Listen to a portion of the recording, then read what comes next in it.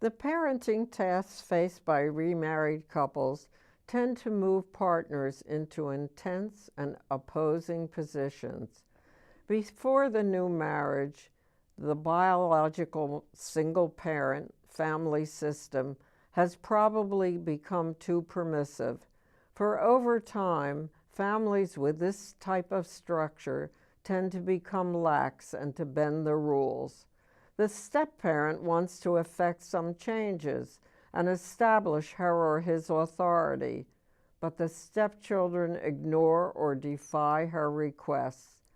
They've suffered through too many demands for change already, and they want things to remain just as they were before she or he appeared upon the scene.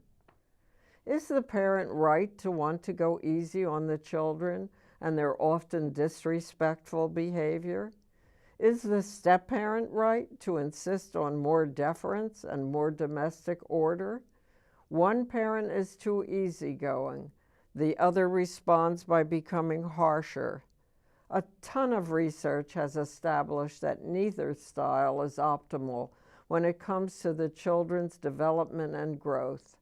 The best style of child rearing is authoritative, firm and yet loving, kind but setting clear limits on the child's behavior. Disciplining stepchildren is a particularly charged issue in remarried families, especially if the parents are polarized in opposing too soft, too hard positions. So, is it okay for a step-parent to punish the biological parent's child? The unequivocal answer is no. Only the biological parent can mete out punishment, while the step-parent's role is more like that of a monitor, nanny, babysitter, or aunt. He or she is in charge while the biological parent is absent, but not entitled to punish misbehavior.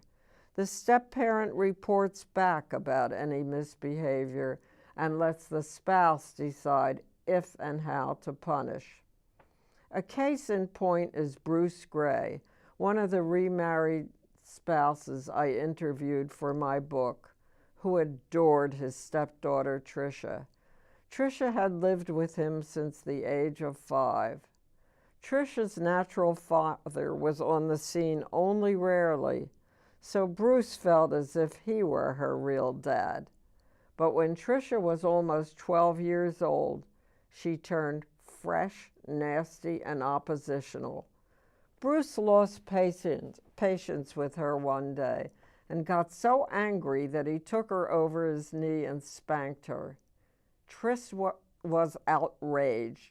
"You're not my real dad," Bruce's stepdaughter declared, words that pierced him to the core. Although the Gray's remarriage was a success in every other way, Bruce's relationship with this beloved stepdaughter never recovered, and he was mourning about this years later.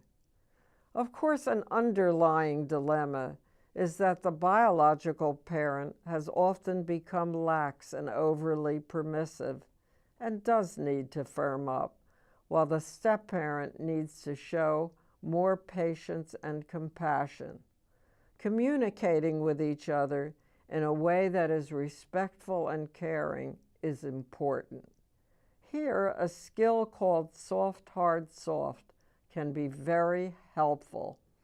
Since parents are hypersensitive when it comes to their ways of child rearing, the step-parent begins with a soft, affectionate message. "You know how deeply I care about Tricia." Then, like a sandwich filling, comes the harder message. "But she is being so rude and disagreeable that I am sometimes on the verge of losing my temper or even my control."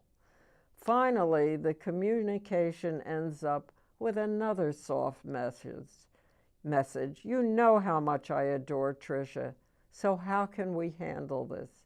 When she tries to get under my skin, what's your advice about what I should do?" Soft, hard, soft is a skilled way of defusing situations which might otherwise land a step-parent in emotional quicksand, as had happened to Bruce Gray. By educating yourself about this vital issue and addressing the problem, you are halfway to solving it.